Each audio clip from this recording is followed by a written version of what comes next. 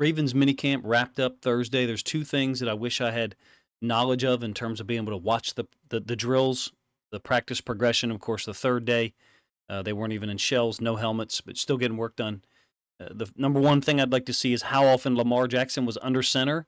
I've seen at least 3 clips from 3 different professional media types with Lamar under center, different drills, different steps, enough to indicate to me that they'll be doing it more, but we do say that every year.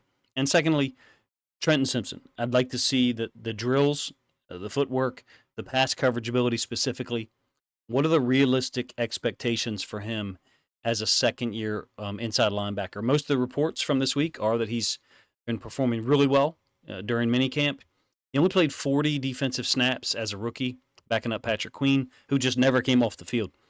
If Simpson's trajectory is to follow Queen's, in a weird way, it could actually kind of exceed it from a starting point, even though he didn't play as a rookie. If it's to do so, the 2024 season has to include a lot of snaps across all situations, first down to third down.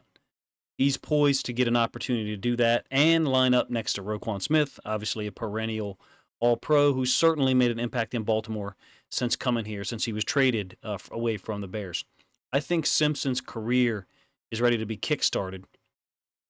First of all, because he's extremely athletic, very quick for an inside linebacker. I think he ran a 4.43, 4.46 at the NFL Combine, a 2023 NFL Combine, that is.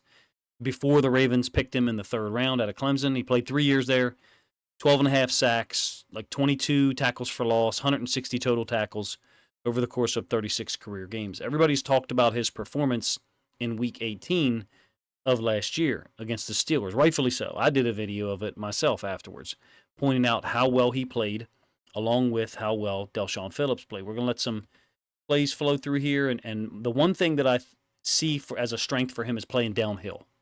I do want to point out what he did in that game while playing pretty much just the second half. He had 26 snaps in that Steelers game. Queen played 51 most of the first half. Phillips played 47. Phillips played a little bit in both halves. Simpson finished with 7 tackles, 1 sack, 2 tackles for loss in only 26 snaps. Clearly, a lot of upside potential. That's why the Ravens drafted him in the third round. I do want to point out that the Ravens have used third-round selections on defense in the last 6 drafts. Now, there was 2 drafts where they had multiple third-round picks. I'm talking about non-comp pick formulas. I believe they've picked their third-round selection has been a defensive player in 5 of those last 6 drafts, meaning non-comp pick selections. If you include comp picks into their third-round formula, then they've selected defensive players in the third round of the last 6 drafts. 2 or 3 offensive players in there as well. This year, Adisa Isaac, obviously, and then last year, Simpson. I'm excited about his potential, and with Hamilton being out this week, there was really no opportunity to see a dime look with 6 DBs on the field. Maybe they did. I mean, and we just didn't hear about it. Obviously, I'm not there. I do wonder about, during the season, those third down passing situations, what the Ravens' plan is for boundary side, inside linebacker. Presumably, that's where Simpson will be, taking over for Queen as the will linebacker into the boundary. I do have some concerns about it, and I'm not saying he can't cover. We've just seen so little of it at the NFL level that it would be the main concern for me. Now, I've read and heard reports of him covering running backs well all week. My first thought is, every time I read those reviews, was it man or was it zone? What down was it? And where was the pass progression? I think his current strength is playing downhill, like you see in some of the clips that are flowing through here. Whether that's run concepts, blitzes, or zone pass drops, and then breaking downhill at an angle to make a tackle, like you see him do against Najee Harris in one of these plays. The burst, strength, athleticism, all there.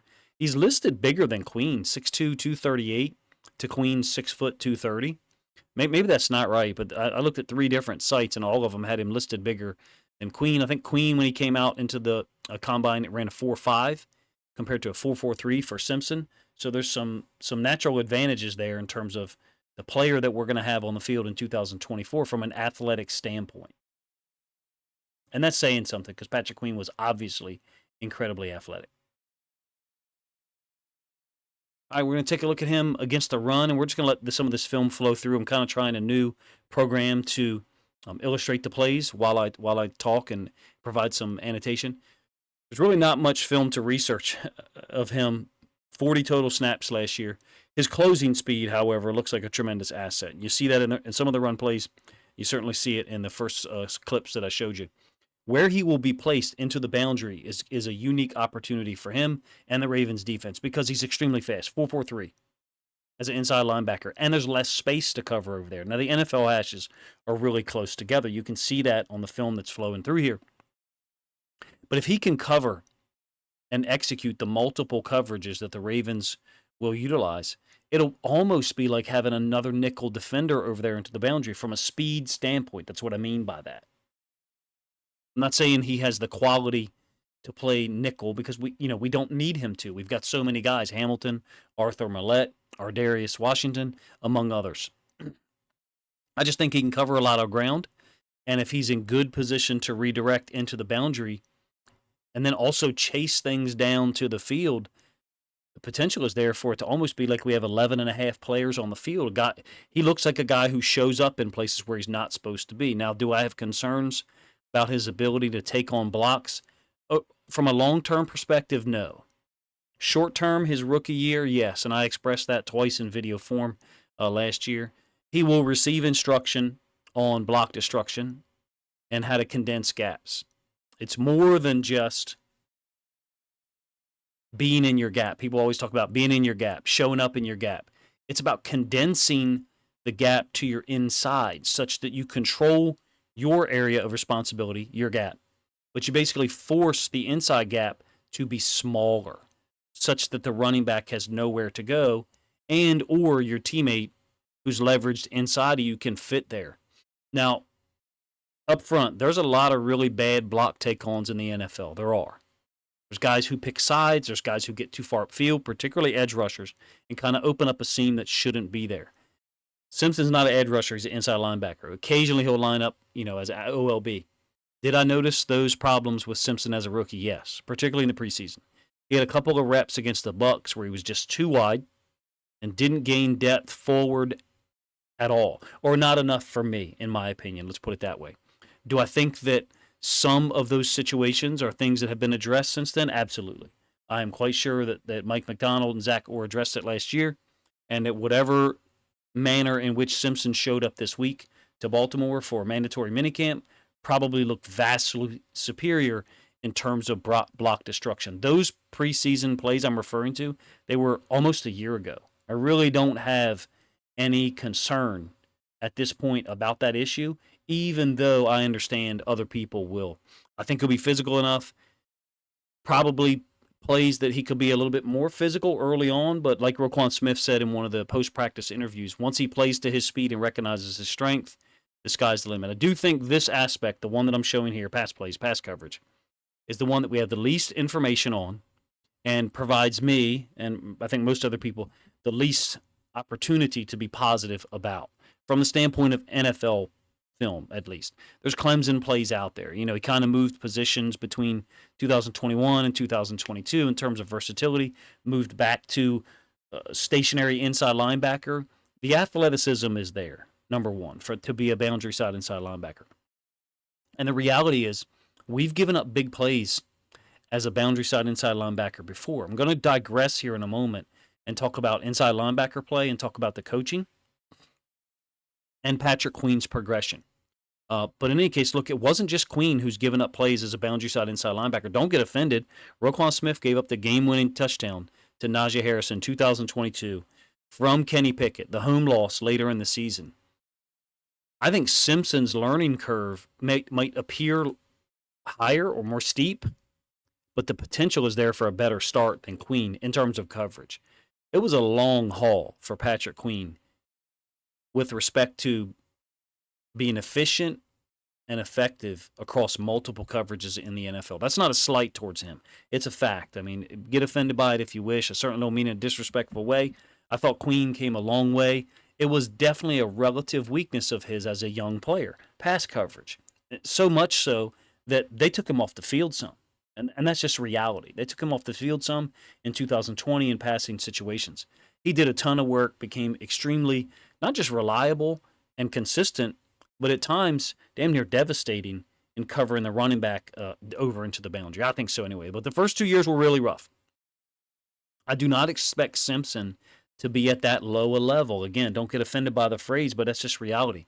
In terms of coverage, I think Simpson is going to be in a better position than the queen that we saw in 2020 and 2021. Now you may say, well, Coach, that's not what we drafted him for. We drafted him to get the 2022 version of Patrick Queen in terms of coverage. I agree. Feel free to not like the comparison because it doesn't necessarily fit from a couple of perspectives. First, Patrick Queen was thrown into the fire in 2000. He was thrown into the fire. And he was not really supported from the standpoint of what he was being taught coverage-wise. Yes, I'm talking about Wink Martindale and the inside linebacker coaches. Wink's defense was so heavily skewed towards man that when he was asked to take a zone drop, you're asking a player to do something that you're rarely practicing or rarely doing in games. And look, Mike McDonald was the inside linebacker coach in 2020. I didn't feel like Queen was put in positions to succeed in that year or 2021. Recall this play, the double pass touchdown to Rex Burkhead up in New England on a third down. Why would the Patriots call that on a rainy night? Because they knew the coverage we were going to be in. And I'm trying to get that going along with my point that Patrick Queen was not supported and not prepared in the way that I think Trenton Simpson will be. Simpson sat for a year. He's been able to learn from Zach Orr, who's now the DC, obviously. If Orr didn't have confidence in him, I suspect they would have gone out and looked for replacements. Yeah, they brought back Chris Board, who's a reliable veteran, smart, tough, plays special teams. They did not bring him back to compete with Trenton Simpson, who has all the size, speed, athleticism, advantages or blessings all wrapped up in one. He's in a greater starting point than Queen was, in my opinion, for as far as coverage goes. Think about this. Think about 2021, Queen's second year, when McDonald left and went to be the DC in Michigan. We had Rob Ryan coaching inside linebackers. They were atrocious in terms of preparation and coaching. They just were. Where Simpson is, who he's been coached by, Zach Orr and Mike McDonald last year, now Orr being the defensive coordinator, who knows his game and knows how he is in drills, I think he's prepared to succeed.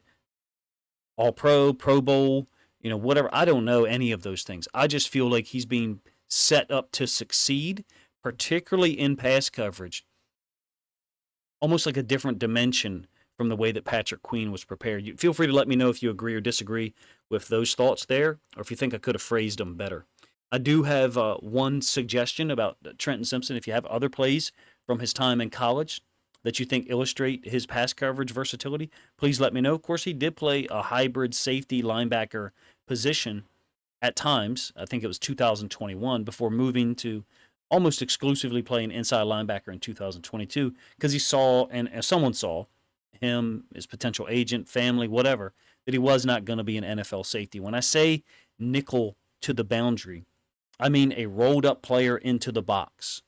Trenton Simpson is not going to be playing, quote, safety in the NFL, but with the speed that he has, the closing speed, the burst, once he recognizes something to just go, especially coming downhill, or even moving laterally, if he sees the angle of flow of a run play or a screen, Trenton Simpson can be a nickel defender type into the boundary because of the tremendous athletic gifts that he has. I appreciate you guys' time. I tried a new presentation method that doesn't utilize my frame, so please let me know if the film was not smooth. The film portion of it was not smooth. Let me know what the reports you focus on from minicamp, the two that I was looking and searching for updates for constantly, so much so that my wife was like, what are you looking at? I was like, looking at Ravens minicamp updates. I wanted to see if Lamar was under center or how often, and I feel like I got the answer today on a day with no helmets at all, and nobody in pads. I saw 3 different media professionals showing drills of him under center.